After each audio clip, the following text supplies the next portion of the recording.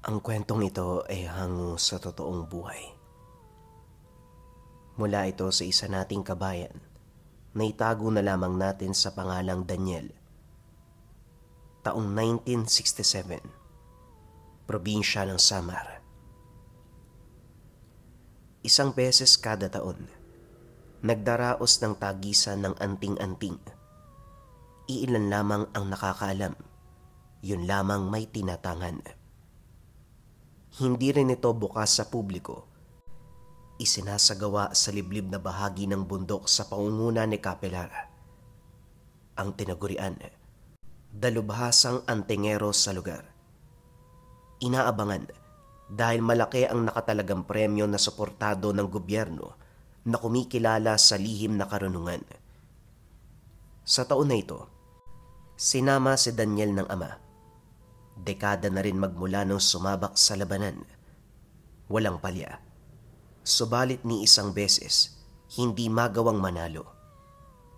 Gayunpaman, hindi dinamdam dahil naniniwala na balang araw, mabibigyan ng pagkakataon. Sa tuwing sasabak, bit-bit ang dedikasyon at ang mutya. Tahimik ang paligid pagdating sa lugar kung saan dinaraos ang tagisan. Naroon ang mga bantog na antingero pero wala ni isang nagsalita. Makikita sa bawat muka ng mga ito ang kagustuang maiuwi ang premyo. 1,000 piso ang inilaan ng mayor. Naroon din ang mutya na mula kay Kapelar. Nakaramdam si Daniel na nahihiya ang ama matapos ilibot ang tingin sa mga katunggali. Dali-daling binigyan ng suporta ang matanda. Tay, ano man po mangyari, tandaan nyo, palagi ako nandito. Manalo matalo basta sumubo ka. Wika ni Daniel. Maraming salamat anak. Wala akong may hiling sa may kapal kung hindi gabayan ako mamaya. Dito ka lang sa pwestong to ha. Matatanaw naman ang entablado. Dumako ang tingin ni Daniel sa entablado kung saan nakaupo ang magsisilbing hurado. Si Kapelar, ang dalubhasang antingero. Si Mang Bastian, ang kinakatakutang manunugis. At si Mang Juan, ang bulag na magmumutya na siyang maestro ng lahat. Hindi pa nagsisimula ang paligsahan, pero nararamdaman ni Daniel ang abot langit na kaba ng ama. Hinawakan ng kamay para maibsan ang bigat ng kalooban. Nang mapansin ito ni Tatay Ricardo, nadagdagan ng kumpiyansa sa sarili. Nang simulan ni Kapelar ang paunang salita, lahat ng manlalahok ay nagtipon sa gitna. Ilang taon na nating pinagdiriwang ang mahalagang araw na ito. Kaya naman alam nyo na ang patakaran. Iwasang gumawa ng anumang gulo. Ang lalabag sa panuntunan ay diskwalipikado. Alam nyo na ang lahat. Humanay na ang sasalag.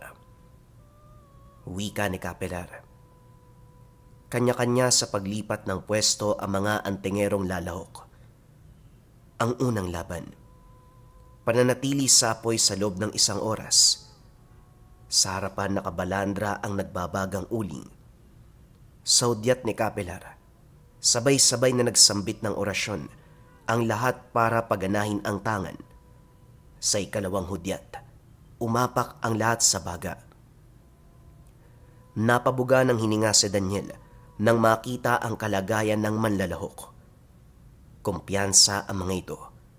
Nagyayabang ang reaksyon sa muka. Maliban sa kanyang ama na si Tatay Ricardo, bakas ang pangamba sa muka. Lumipas ang ilang sandali.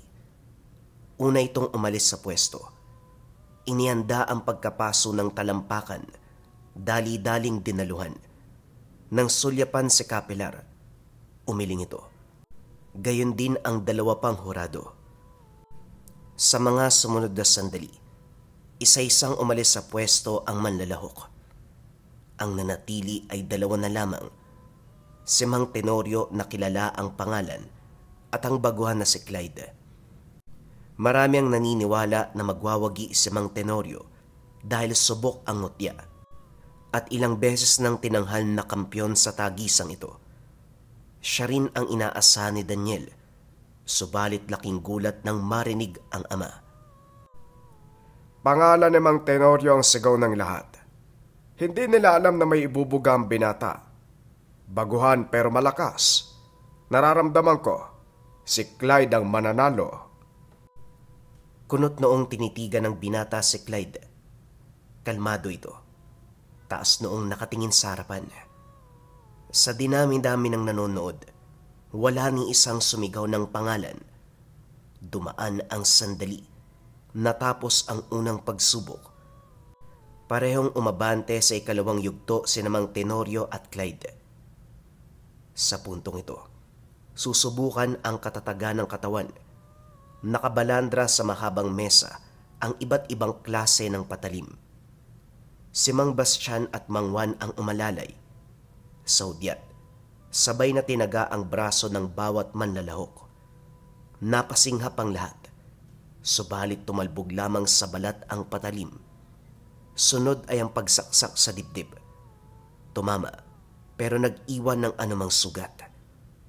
Ang kasunod ay ang paggilit ng leeg. Nilampasan ng lahat ng pagsubok na walang tinamong kalos. Palakpakan ang namayani sa buong lugar. Humanga ang manonood at mga hurado. Ngunit hindi may kakaila na pabor kay Mang Tenorio ang tiwala ng mga tao. Sa pagkakataong ito, nagbigay ng ilang oras sa pahinga. Itutuloy ang tagisan pagsapit ng takip silim. Maraming salamat sa inyong suporta. Hindi ko kayo bibiguin. Mamaya ako ang tatanghalin na kampiyon, kagaya ng mga nagdaang taon. Wika ni Mang Tenorio. Puno ng suporta si Mang Tenorio. Samantala, tahimik na naupo sa tabi ang baguhan. Nasunda ng tingin ni Daniel ang ama na lumapit dito. Magandang araw, Iho. Ngayon pa lang kita nakita, taga saan ka ba? Malayong probinsya ang pinanggalingan ko. Napadaan lang habang may hinahanap. Tugon ni Clyde. Ganun ba? Ako nga pala si Ricardo. Ito naman ang anak ko, si Daniel. Natutuwa ako dahil sa taong ito may lumahok na mas bata. Sabi ko kanina, baguhan ka. Pero sa pinapakita mo sa una at ikalawang pagsubok, parang biyasang-biyasa ka na. Natuto lang ho. Ang tingero ho kasi ang tatay ko. Kaya naman pala. May tutuluyan ka ba kung wala pa? Pwede ka sa tahanan ko. Maliit lang pero kasya naman sa 3. Ayos lang po. Salamat. Nginitian lamang ni Tatay Ricardo ang binata. Nahimigan ang pagiging distansya sa maiksing sagot. Nagsalo ng tanghalian ang lahat bago pinauwi. Mahaba ang oras bago sinimulan ang huling yugto. Habang binabagtas ang daan, napansin ni Daniel si Clyde. Nakaupo sa lilim ng puno habang pinagtsatsagaan ang mangga at bayabas. Huminto siya para kausapin ito. Maraming pagkain dun Hindi ka ba kumuha? Bayabas at mangga, hindi ka naman mabubusog dyan Ayos lang. Nasanay na ako sa ganitong sitwasyon Pero bakit ikaw lang mag-isa? Nasaan ang tatay mo? Nandun po. Nagkayayaan mag-inuman kaya nauna akong umuwi. Wala kang bahayan Tara, sama ka sa akin. Nasa unahan lang ang tahanan namin. Dalian mo na. Napilitang sumunod ang binata. Pagdating ng bahay, pinakain kagad si Daniel. Siniguradong komportable. Inaya sa bakanting silid para makapagpahinga. Subalit pinili nitong makipagkwentuhan. Nagtatanong ito tungkol sa mutya na hawak ni Tatay Ricardo. Ang sabi niya, may mali sa tangan. Naagaw ang atensyon ng binata kung kaya't nakinig ng mabuti. Peke yung mutya na hawak ng tatay mo May bisa subalit hindi katulad ng tunay na gamit. Malakas ang mga mutya. Kaya nakakapagtaka kung bakit sa unang yugto pa lang ng laban natanggal na siya. Kagaya ng ibang kalahok, replika lamang ang meron sila. Kung sinasabi mong nakuha lamang ito sa isang antingero, malamang pineperahan lang kayo. Kumbinsido si Daniel. Duda rin siya sa hawak ng ama.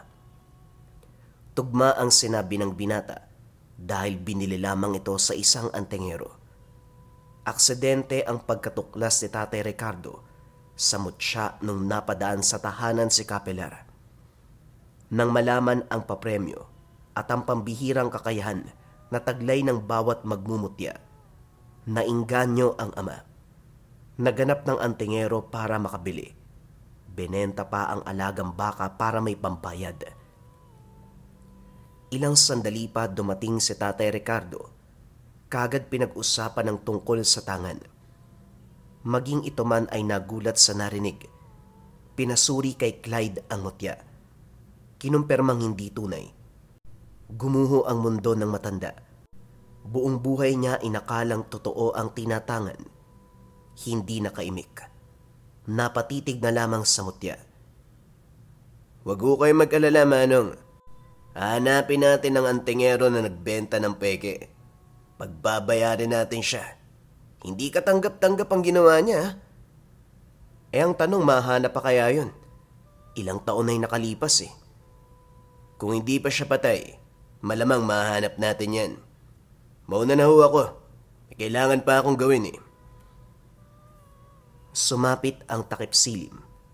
Bumalik ang lahat sa bundok para sa uling labanan. Nasa harapan si Mang Tenorio. Tahimik ang lahat habang nag-aantay na dumating si Clyde. Lumipas ang oras.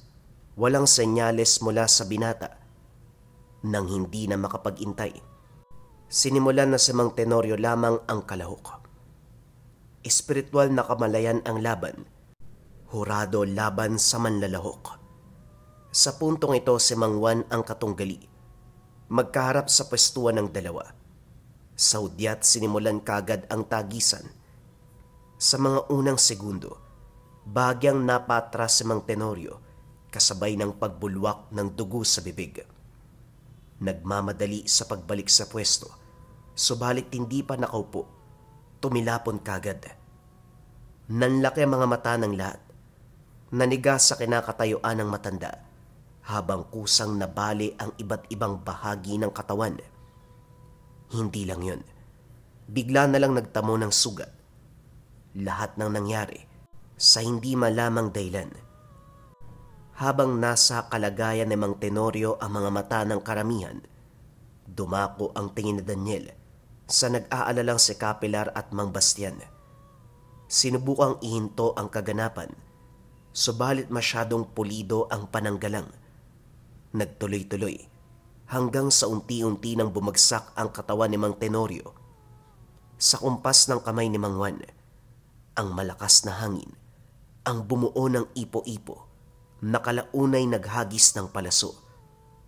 Sa hudyat, pinuntirya nito ang matanda ngunit imbis na tumama, huminto sa ere at nawasak. Maging si Mang Juan, nagulat sa kaganapan. Nakita nila sa lugar si Clyde, taas noong nakatayo. Nakabalandra ang suot na tangan. Walang makikita sa muka kundi kumpiyansa at katapangan. Napatayo si Mang Juan. Sa puntong ito nabaling ang pansin sa binata. Sumambit ng dasal. Bumigat ang pakiramdam sa paligid. Hindi naglaon sunod-sunod na hampas ng hangin ang humagupit kay Clyde. Kanya-kanya sa pag-atras ang lahat dahil tumama kung saan-saan ang atake ni Mang Juan. Maging si Kapelar at Mang Bastian, bumaba ng intablado. Ilang ulit sinubukang patigilin pero hindi nagpatinag ang antingero. Sa kabila ng hagupit, nanatiling nakatindig si Clyde. Walang ginawa. Nakatayo lang. Diretso ang titig kay Mang Bastian. Nang mapansin ng matanda na walang epekto ang ginawa, huminto ito para magsalita. Ano ang tangan mo? Bakit hindi ka natinag ng mutya ko? Tanong ni Mang Juan.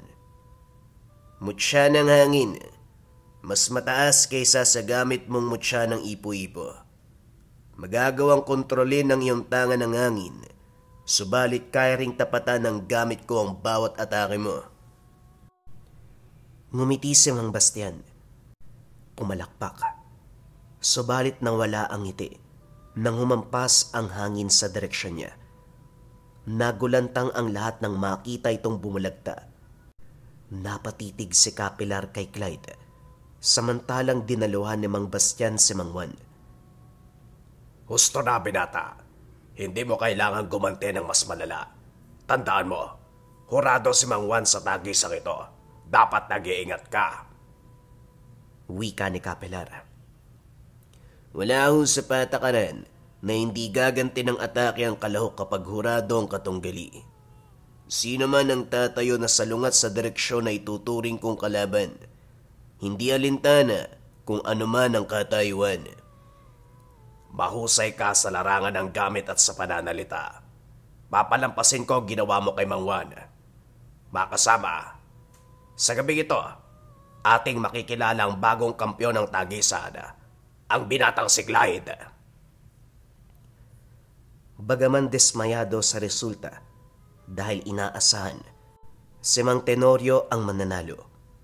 Nagbigay-pugay ang lahat sa bagong kampyon. Lumapit sina Capelar at Mang Bastian para bumati ng personal at magbigay ng premyo. Subalit laking pagtataka dahil hindi tinanggap alinman sa mga ito. Pasimple siyang umalis sa lugar. Napuno ng bulong-bulungan. Marami ang nagtatanong sa binata, lalo na sa katauhan nito. Pero wala ni isa ang nakakalam. Lumipas ang mga araw. Nanatiling misteryo ang presensya ni Clyde. Sa kabilang banda, bagsak pa rin ang mundo ni Mang Ricardo tungkol sa mutya.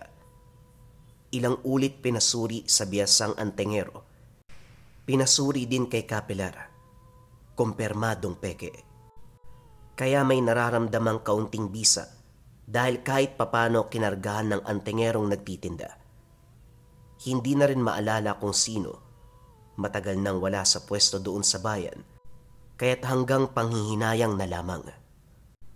Nang sumunod na buwan, nag-imbita uli si Mang Juan, magdaraos ng sariling tagisan. Pinapahanap si Clyde dahil nais makita ang kakayahan ng binata. Napansin ang pagiging malapit ni Mang Ricardo dito. Siya ang inatasang maganap. Ay nako, saan ko naman hagilapin ang batang yon? Daniel, wala ba siyang sinabi nung nag-usap kayo? Alalahanin mo nga para mapabilis ang paghahanap. Ilang araw na lang bago ang tagisan. Minamadali pa ako ni Mang Juan. Wala yatang tahanan yung lalaking yun eh. Nung inimbitan ko nga dito, sumama kagad eh. Napabuntong hininga si Tatay Ricardo. Wala mang eksaktong pupuntahan. Lumakad pa rin alang-alang sa utos ni Mang Juan. Hindi kayang suwayin ang utos ng kinikilalang maestro. Sumama rin si Daniel. Sinimulan ng paghahanap sa malalapit na bahay, sunod sa kalapit na sityo, hanggang sa nakaabot ng bundok.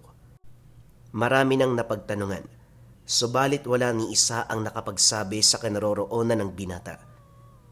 Ilang ulit kinumbinsi si Daniel na wag nang tumuloy dahil wala namang nakakaalam kung nasaan si Clyde.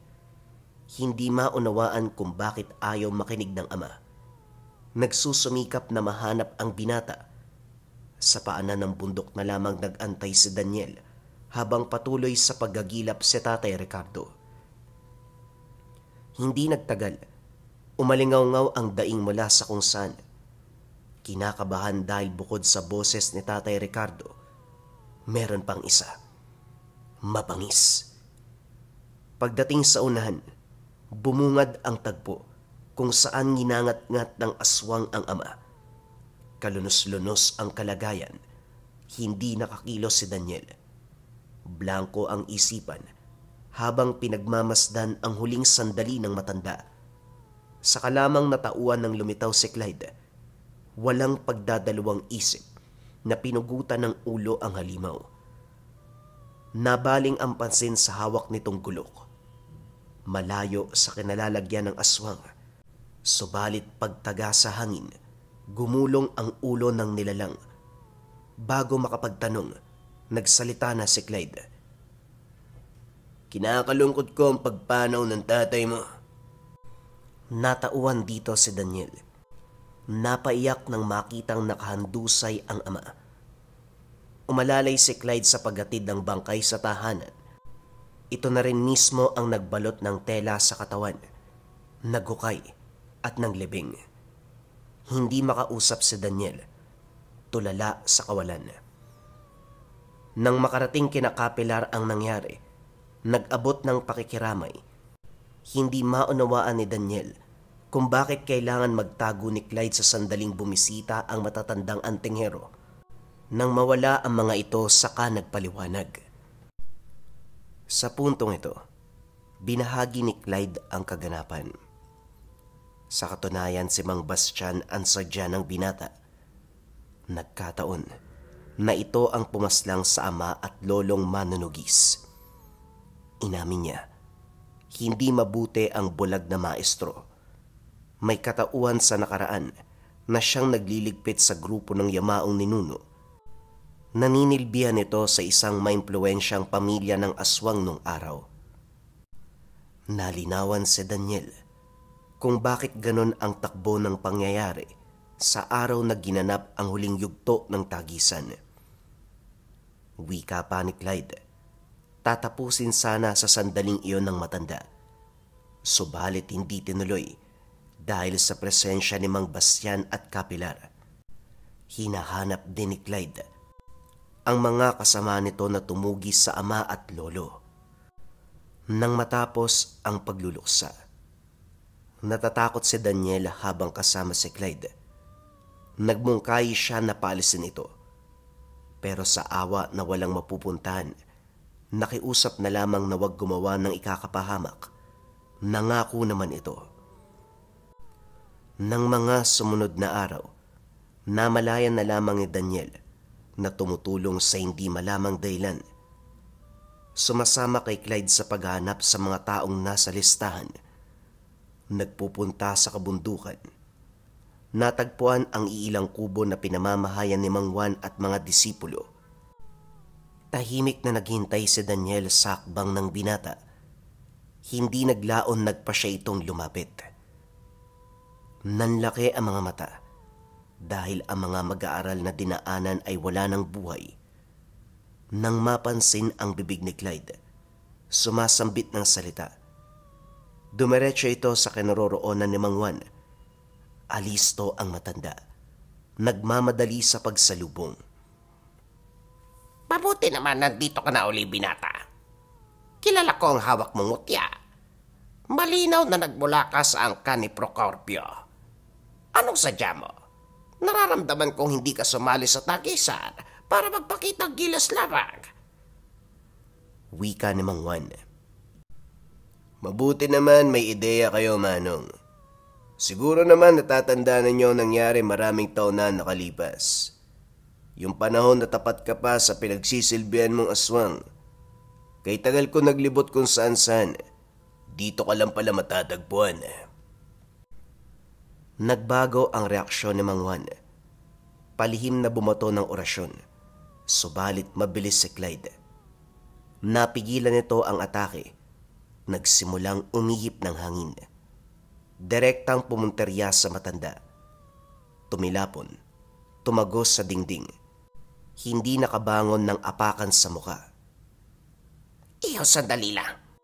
Huwag ka magpadalos-dalos. Matagal na panahon na ang lumipas. Huwag na nating ungkatin ang nakaraan. Hindi na ako dati. Nagbago na ako matapos magpagtantong pagkakamali.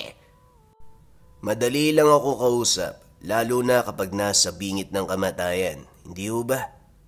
Nagsaliksik ako tungkol sa inyo. Naging maestro ka pala ng karamihan. Kinilalang guro pero ang hina mo naman yata. Huwag kang magmayabang, iho. Hindi ka rin naman kalakasan. Yang mutya mo, hindi nalalayong tatalikuran ka kung hindi magagamit sa tama. Habang pilit na nagpapaliwanag si Mang Juan, dahan-dahan itong umatake gamit ang espiritual na kamalayan. Ilang sandali pa, naramdaman ni Clyde ang pagdurugo ng tagiliran. May bakas ng atake sa hangin. Tumatagos sa katawan ni Clyde. Hindi nagtagal ay bumulagta. Nagmamadali sa pagtayo si Mang Juan. Bulag man kung ituring. Nakayuko sa katawan ni Clyde. Pinagtatawanan. Marami itong sinabi. Nagulat si Daniel sa totoo nitong ugali. Kilala ang matanda bilang seryoso. Tahimik at buhos ang atensyon sa pagtuturo. Subalit sa kilos ngayon, tila nabura ang lahat ng magagandang dinig. Sumasambit ito ng orasyon. Layong iligpit si Clyde. Ngunit laking gulat dahil lahat ng binitawang salita ay sa sarili umepekto. Hindi naglaon. Dahan-dahang tumayo ang binata. Ito naman ngayon ang humalakhak. Pinagtatawanan ang matanda habang nagdurusa. Sinabi ko na sa iyo, Manong. Mutya ng hangin ang hawak ko.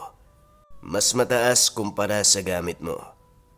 Pareho tayong gumagalaw sa hangin, kaso mas nakikinig sa akin ang bawat ihip. Sinubukan lang kita. Nagpatay-patayan para makita ko anong susunod mong gagawin. Wala ka pa rin kwenta. Hindi ka pa rin nagbabago. Mamaalam ka na.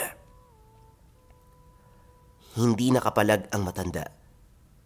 Dahan-dahan na lamang tinanggap ang kamatayan. Paulit-ulit na sinaksak hanggang sa nalagutan. Kalmadong naglakad palayo si Clyde. Iniwang nagliyab ang katawan ng antingero. Nagmamadali sa pag-apula ang mga estudyanteng kakabalik lang sa ulirat. Binantaan ng mga ito na huwag magsasalita laban sa kaganapan. Sumunod si Clyde. Namamangha sa galaw ng binata. Pagdating ng tahanan, sinamantala ang pagkakataon para puriin ito. Malakas si Mang Juan. Siya ang maestro ng lahat pero tinalo mo ng ganun-ganun lang. Kung ganyan lang siguro kalakas si Tatay Ricardo, hindi masasayang yung mga taon na ginugol niya para sa peking gamit na yun. Noong tagisan, may lason ang atake ko kaya naging mahina siya kanina. Tungkol naman sa peking mutya ng tatay mo, may nahanap akong huwad na antingero. Baka siya ang pinagkukunan ng gamit. Laganap ang produkto niya sa mga taong walang alam. Siya na lang din ang huling sadya ko sa lugar na ito. Pinalipas sa mga araw. Hinayaang humupa ang usapin tungkol sa pagtugis kay Mang Juan. Kagaya ng inasahan, umaksyon sina Kapilar at Mang Bastian. Inutusan ang nasasakupan na hanapin ang salarin. Naging alisto naman si Clyde. Nagpakawala ng sabulag sa hangin. Ang mga mag-aaral na saksi, tinanggalan ng alaala. Wala mang ideya sa mangyayari. Sumama pa rin si Daniel sa binata. Naglakbay sa kabilang bundok. Sa daan pa lamang mararamdaman ang iba't ibang presensya ng nilalang. Sinigurado naman ni Clyde na hindi sila makikita ng mga ito.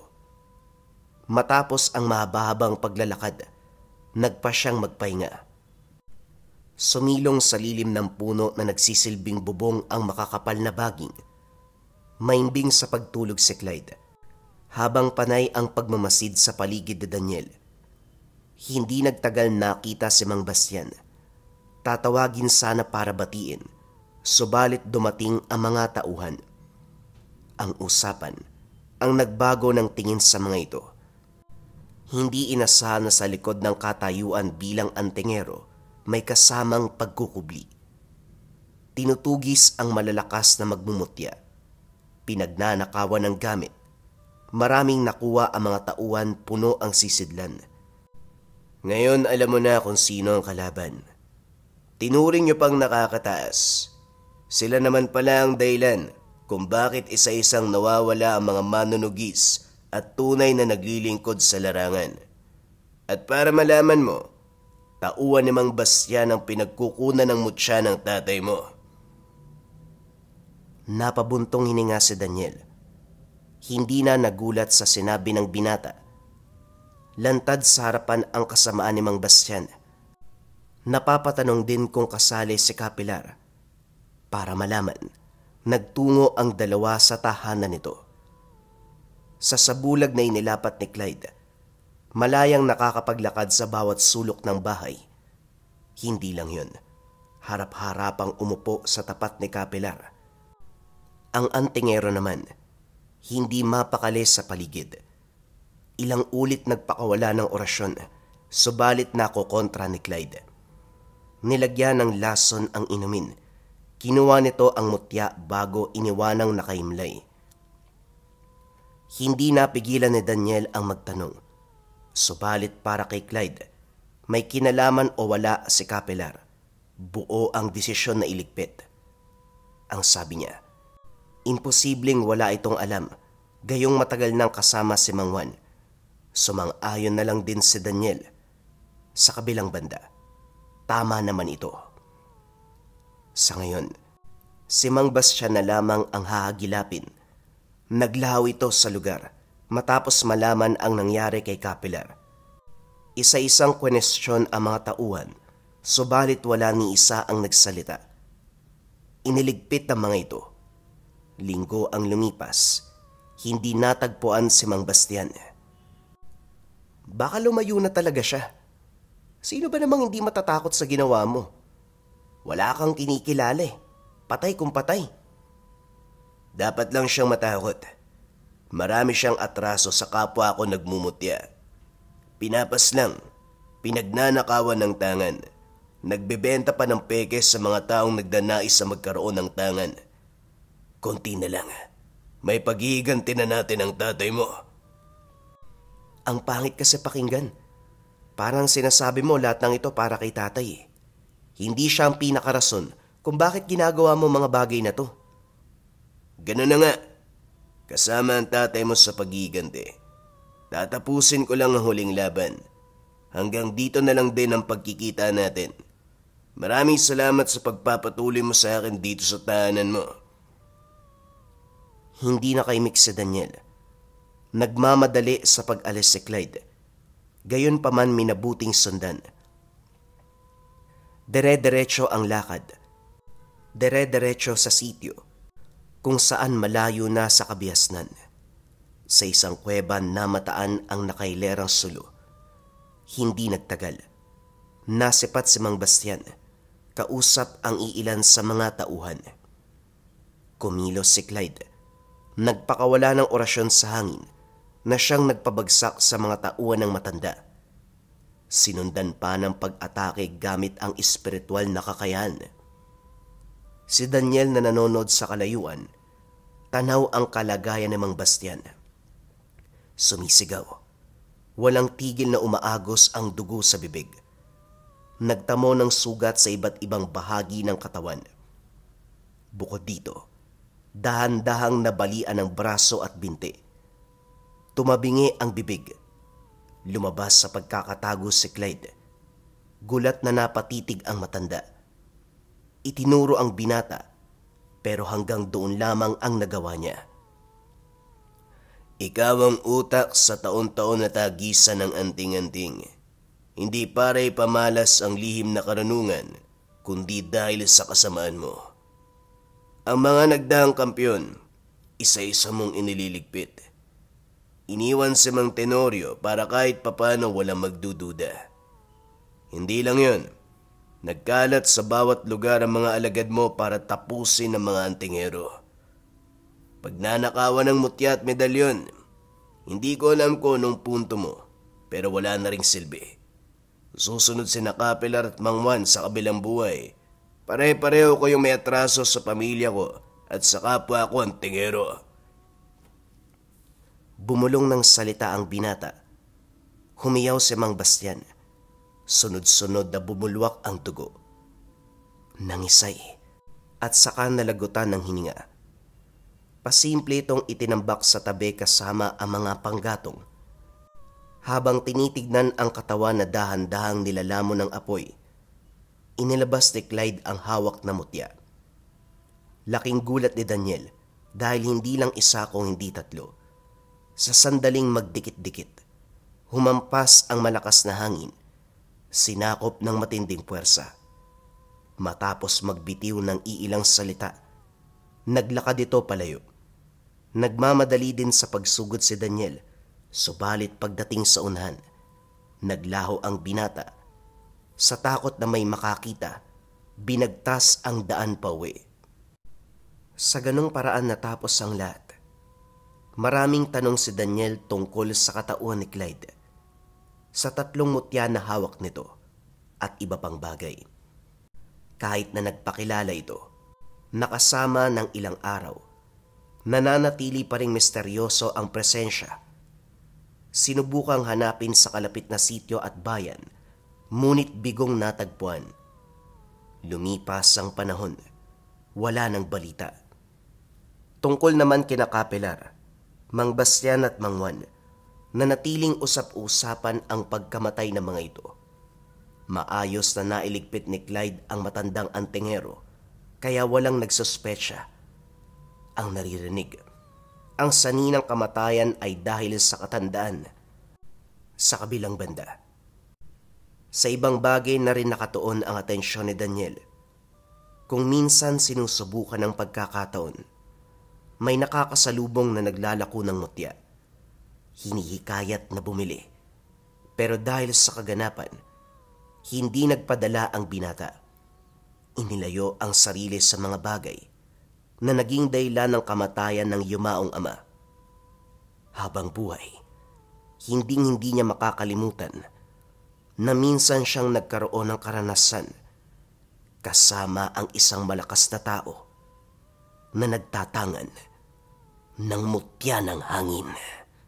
Kumusta mga kabayan? Update para sa umorder ng pabasa, pamana at basbas noong September 1 to September 5. Isang buwan ng lumipas mga kabayan, nandito na ang pabasa, pamana at basbas ninyo. Sobrang espesyal nito mga kabayan. Paliwanag natin ang bawat proseso. Pabasa, ito yung kabayan nyo nandito sa envelope. Ito yung readings ninyo na galing sa Antengeros del Negros. Iba-iba per tao mga kabayan. Ako kasi yung nag-ayos ng construction. Yung iba, kailangan ng lakas ng kalooban. Yung iba, kailangan ng lakas ng pagbatak ng espiritual na paniniwala. Yung iba, kailangan mag-excel, magtiwala sa sarili, sa kanilang mga trabaho. At mula sa kanilang mga pabasa, nagkaroon ng pamana. Kung ano ang kailangan ng isang tao, yun ang ibinigay ng Antengeros del Negros. Kagaya nito, sobrang ganda ng itsura niya mga kabayan. Specific yan para sa taong pinagbasahan. At syempre, hindi mawawala yung basbas. Ito yung langis, yung basbas ninyo. At ilalagay pa yung pangalan nyo sa loob. Ito yung sample ng pangalan. Takpan ko lang konti. Ako na mismo ang maglalagay ng pangalan sa loob ng langis. May gagawin pa akong huling ritual bago ilagay yung pangalan. Ready na to mga kabayan para sa lahat ng umorder. Marireceive nyo ito ng October 5 to October 10. At ito na nga ang good news mga kabayan. Magiging available na uli ang pabasa, pamana at basbas ngayong October 1, 12 a.m. hanggang October 5.